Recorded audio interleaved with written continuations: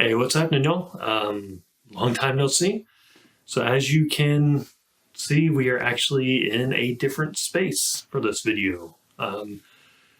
It finally happened. Patrick got too big into everything that we finally had to have a room for him. He finally had to have his own room. And so we moved all of my studio stuff out of that spare bedroom and into the garage, and put all of Patrick's stuff in that room. So now he has his own room that he can live in, and we've got a baby gate up so that we can turn him loose, and it's properly baby proofed and let him roam free and get into all of his toys and stuff and still be able to actually do things around the house. Those of you who are parents know what I'm talking about. Yeah. So it's been an adjustment. This isn't the best place acoustically.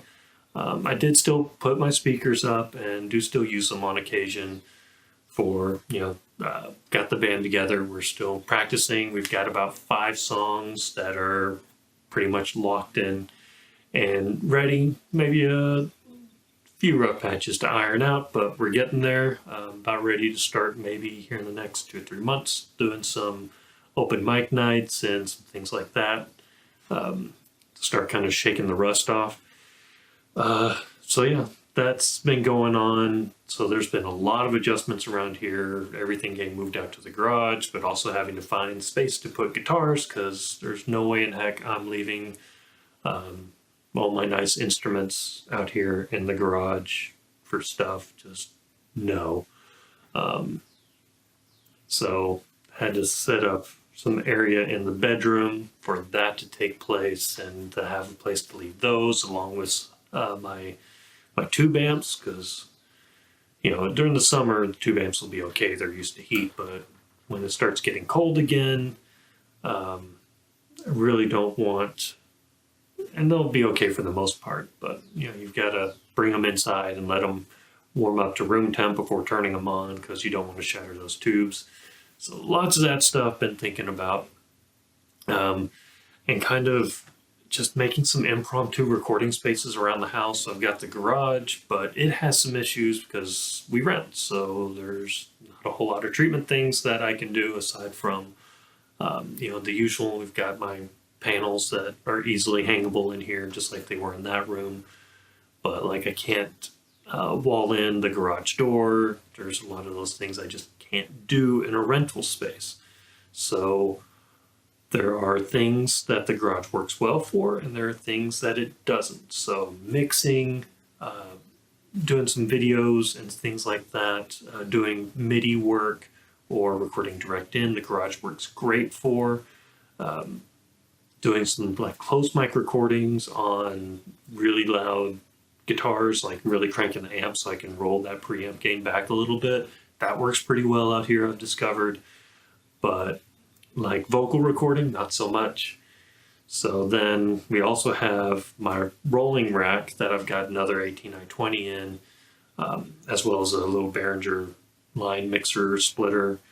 So that we've got in the bedroom with all the guitars. So if there's an idea, or the amps are in the bedroom as well. So if I wanted to just mic up an amp real quick and do some of that recording, that's available. And with the Tascam model mixer that I can either use out here in a mixing situation, or if I want to record, we have my wife's desktop connected in the living room, so then we can connect that there. And so that gives me another place to record and do some different stuff like vocals, things that need less outside noise and like no garage doors shaking and stuff like that. So I've got different spaces around the house that are now kind of multi-purpose spaces that I'm using to make all this happen. So it's been an adjustment. Parts of it have been kind of cool though. For one, because none of these are like an ideal mixing situation, we did spring for the Slate VSX. So we got me these new headphones so that I can actually check my mixes in some theoretically decent environments. And I haven't worked on them a whole lot, but I have played around with them, and it's pretty cool. I mean, even if it's not an exact emulation, the fact that all these rooms do sound different and you can switch between near fields and far fields and mid fields and headphones, and like that you can just hear your mix in all these different contexts, whether they're exact or not. It can only help your mixes by dialing them in so that they sound decent in all these different environments. So that's just a good thing. I'm enjoying it. I'm excited to. We've got some plans to do some recording here in the next few months, so I'm excited to actually get to dive into that a little deeper and see what I can come up with.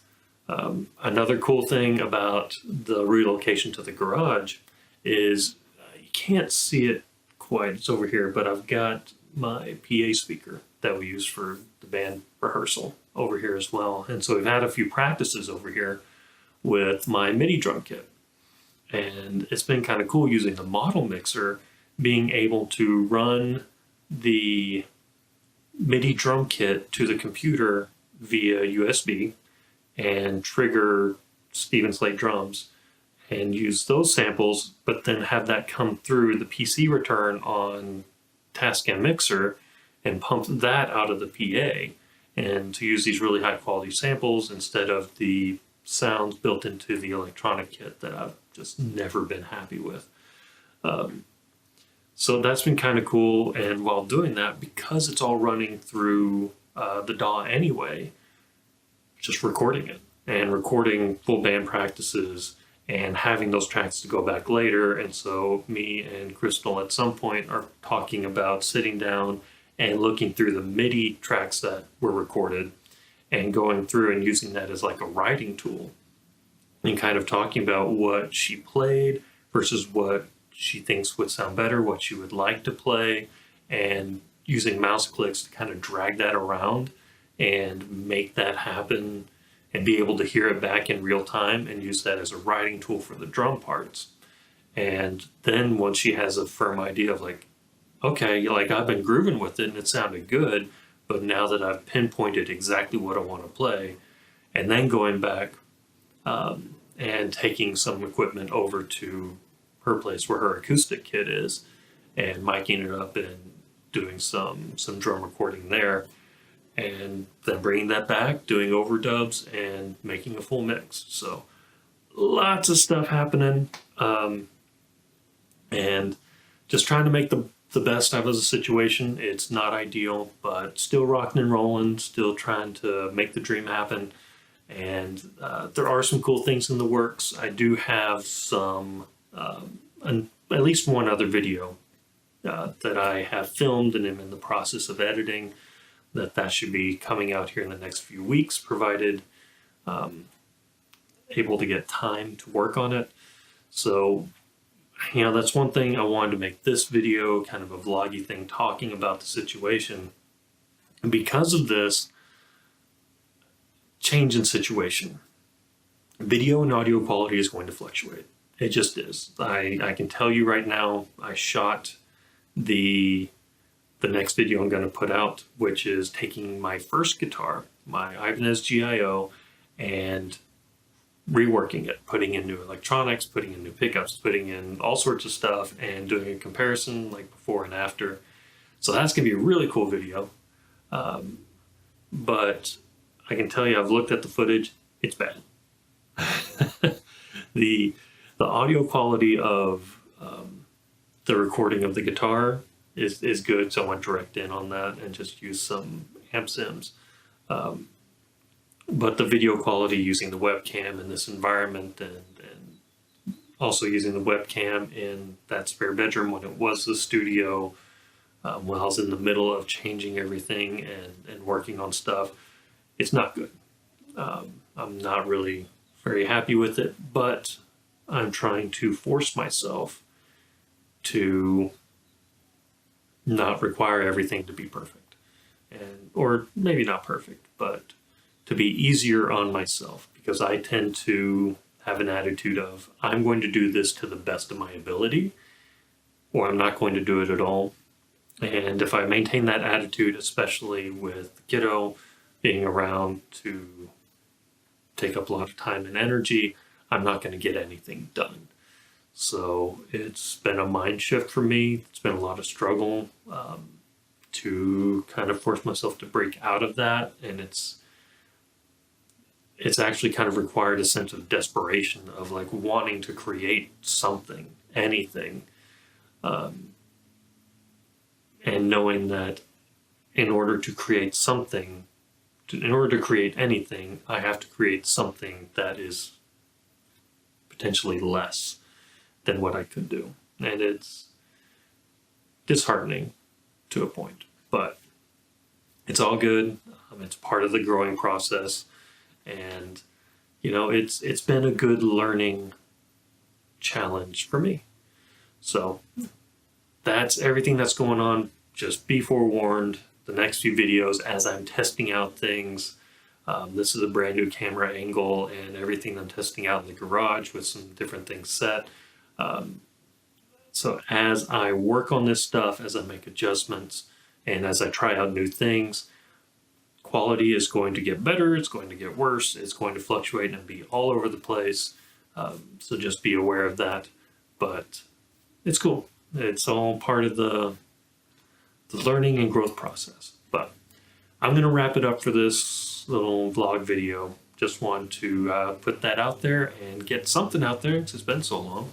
I hope everyone's doing well and that things are rocking and rolling and everyone is creating and being kind and making the world a better place one song at a time. But we'll call that it. Thanks so much for watching. Don't forget to like and subscribe. I appreciate you. And have a good one.